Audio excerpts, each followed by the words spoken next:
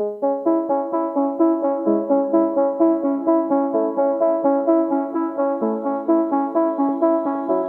is Seasons of Discontent with your hosts Rick Snyder and Matt Combs on the Hogstye Network.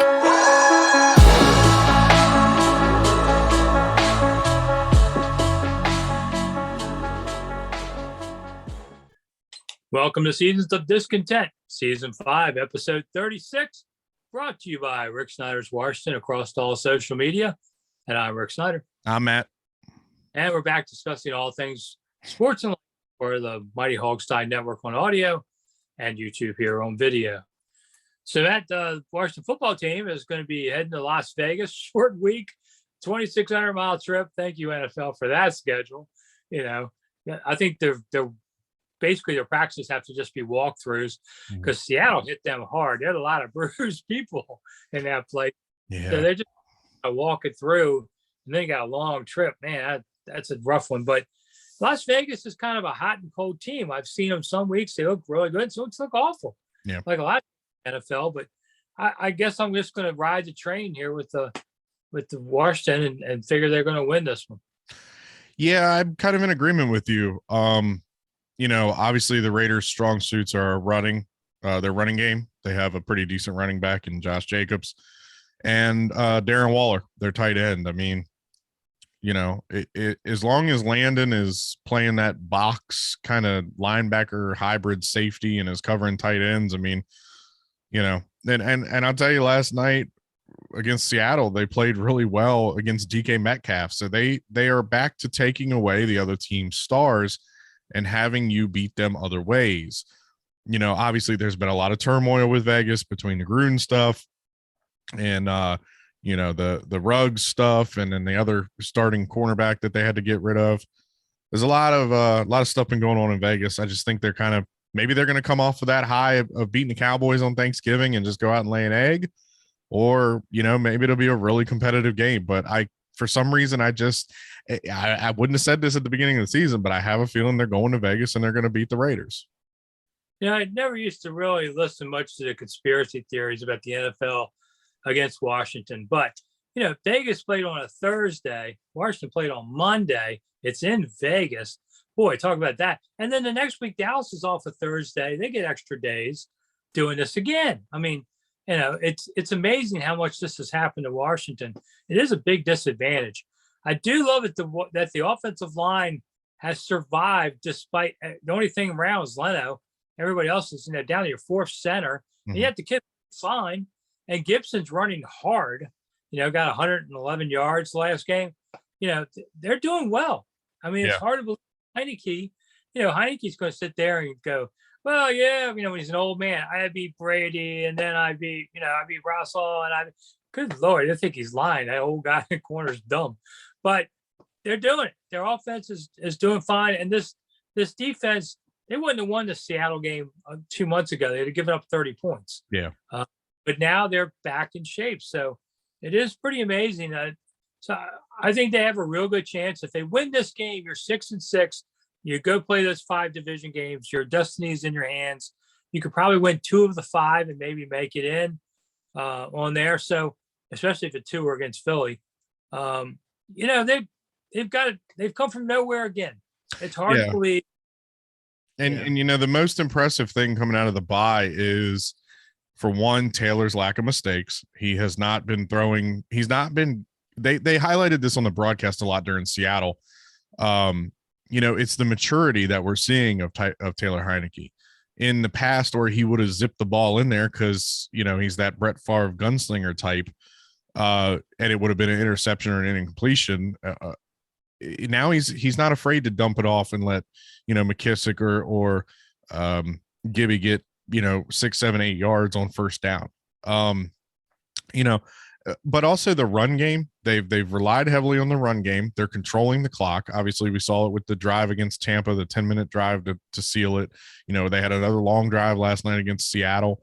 You know, they're running the clock. They're running the ball, and they're running the ball effectively, which they weren't doing in the beginning of the season. And, you know, I'm sorry, it has to be said again. I said it last show. 6 straight punts by the Seahawks. 6 by this defense. this day defense that was 32nd ranked against the Chiefs. I mean, come on, man. There's something going on over there. I just think that they're riding high right now, and they're going to go in and probably beat the Raiders. Next week, maybe if they lose, I'll have something negative to say, but I can't right now.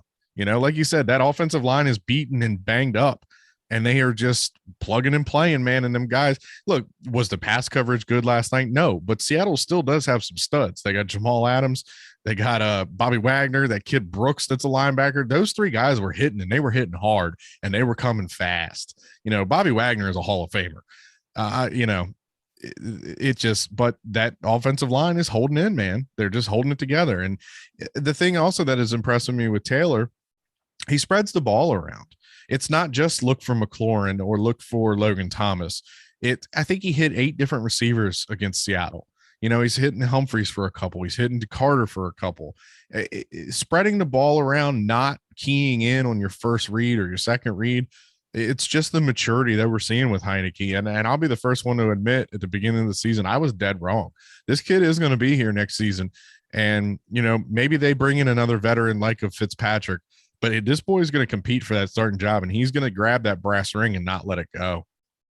I think they're going to draft a quarterback in the first round because that's what this owner does. And then we'll see if that guy is good enough to take the job away from Heineke or sit a year. I don't know. I will say I'm really impressed with the coaches staff. Hey, 3 weeks ago, everybody was ready to fire these fools. And now everybody's going, woo. Turner did a great job. I think they hit 6 different receivers in one drive. Yeah. Good balance of things. The defense has allowed the offense now to play a more fair game of what they're doing. Del Rio seems to have dialed in. My only thing with Rivera is saying is, it takes time. Hey, Belichick doesn't take 8 games to figure out what he's got. You can't do these 2-6 starts, kind of thing. I wish they'd done better there. That said, we're living in the now, and right now things are going pretty well. Rivera, looking at the video that the team has shared with everyone, shows Rivera kind of back in his old blustery self, so which is a good thing. So I'm talking about the one where he was coming off the field last night screaming the F-bomb. There was that, and there was one in the locker room where he's yelling, "We everybody." That's the Ron that I knew with the cancer treatments, understand took that away for a long time. But this kind of Ron, wins games, and he's good in the second half of seasons. You just can't keep doing this 2-6 stuff. But, we'll go forward there. All right, so something else came up this week. And I talked a lot about it on Twitter and YouTube about creating statues. They said the team said they're going to memorialize Sean Taylor next spring. Don't know exactly what that is. Usually that sounds like a statue, but it could be like a memorial park or something. Like Lady Di, they have a big memorial for her in England. There's no statue of her. So I don't know, but I said, the new stadium, I wouldn't do it now. It takes time to do statues, but I'd create a statue park where people have to walk through it, go through the gates. You got 4 main gates, maybe in the next stadium, create 4 different areas, maybe by the years. First statue, Joe Gibbs. Yeah. Anybody 3 Super Bowls? The second statue to me is Rigo running against Miami in a Super Bowl. Biggest play in Redskins history. Yeah. Number 3 is Ball, because without Ball, this team may not be here. Right. They want to put Sean Taylor in as part of the modern era. Okay. It's part about pleasing fans. You got Sonny, you got the fun bunch all high five, and people could walk through and high five. The Hogs, you could have a huddle of them. There's a lot of great things you can do with this, and fans went crazy on the internet with me about this. They want to see this because that's all they have. That was somebody brought up the fun bunch doing the 3-handed slap. I thought that was a great idea. Obviously Gibbs is number 1. Joe Jackson Gibbs is number 1. Yeah, it's not Sean. But if fans want him in, this is part about pleasing fans too. Yeah, I was the fun bunch guy. I don't care who else said that. That was you? That's mine. No, I didn't know that. Sorry. Well, I did see it on Twitter. You must have tweeted it.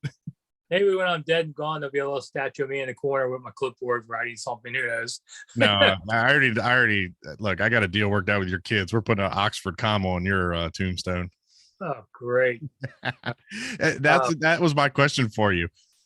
Do you do cook? Oh, well, I'll say this: this owner will never do Cook, No. and he's paying statues, so it's his choice. Just like George Preston Marshall was huge in the NFL's development, but all anybody now says is that He was racist, and understandably, yeah. But he had a huge impact on the league and making it work. But nobody will do that, and I don't think Cook will get in because Snyder will never ever do that. Maybe if once Snyder's the great part about the statues park, especially at Four Corners, you can add statues for years, to this whole thing. Just keep going. Yeah. If you, and people can walk through it. Sort of like, the Yankees have that thing that they do. And I think it would just be like I brought up, Charlotte Motor Speedway. When you're walking up the Charlotte Motor Speedway for the main entrance, there's a checkered flag walkway, and every black square is a, Hall of Fame NASCAR driver, from Richard Petty to the Allisons, to those guys. You could do something like that where, but do it on all four corners, and each corner has a different, well, it's a stadium, it's round, it's not really gonna have corners, but you get the gist.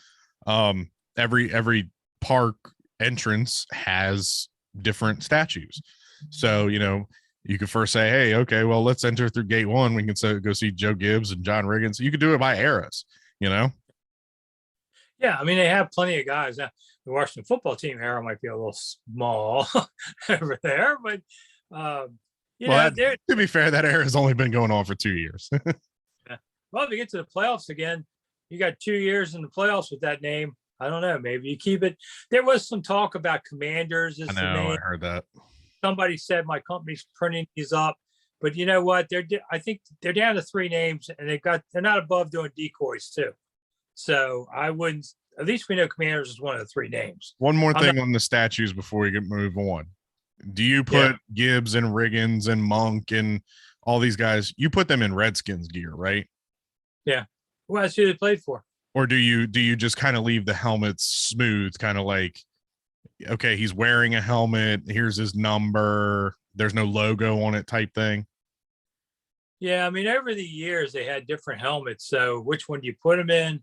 Which one can you get away with? Right. Yeah, I won't see that Indian on a helmet. They're just not going to do that. They want to get away from that era of symbols. So no, I don't see that happening. But I just think it's a great thing that they could do. The fans will love it. You can expand it as you want. And part of a new stadium experience. Instead of a stadium experience right now is a wastewater pipe busting over everything. It was a sprinkler, Rick. It was a sprinkler.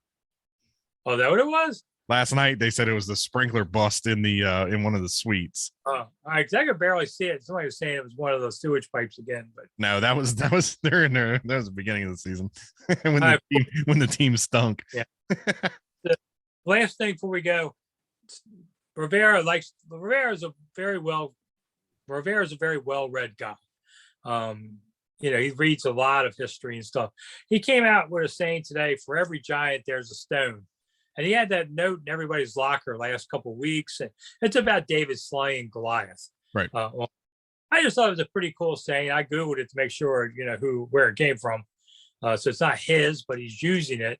And I just said, just goes to show that here's a coach who can actually talk about something, besides the playbook. And I find it pretty interesting. It goes to his mentality because, hey, eventually everybody leaves the game, and you got to have something else in your life. Yep. All right. Well, that's all we have then, because we're out of time once more. Somebody keeps making us end these shows early.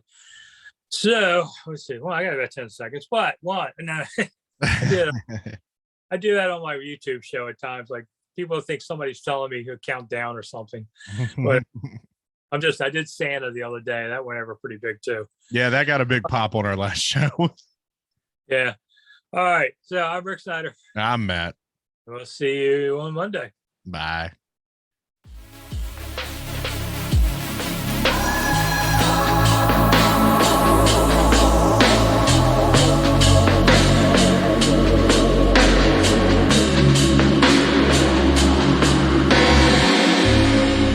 Thanks for listening to Seasons of Discontent on the Hogstye Network.